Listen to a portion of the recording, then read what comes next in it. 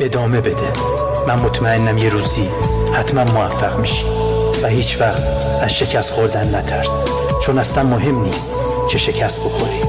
مهم اینه که ناامید نشی و دوباره از اول با قدرت بیشتری شروع کنی، چون خدا تو رو قدرتمند آفریده.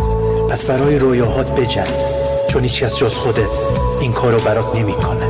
فقط کافیه اهدافت رو مشخص کنی و قدم اول رو برداری و تلاش و صبر رو با هم داشته باشی و توکل کنی به خدا و ناامید نشی و مطمئن باش اگه تلاش کنی و امیدت به خدا باشه، یه روزی میرسه که میگی خدایا شکرت.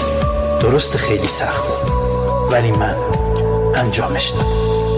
ادامه بده و تلاش و صبر رو با هم داشته باشی و توکل کنی به خدا و ناامید نشی و مطمئن باش اگه تلاش کنی و امیدت به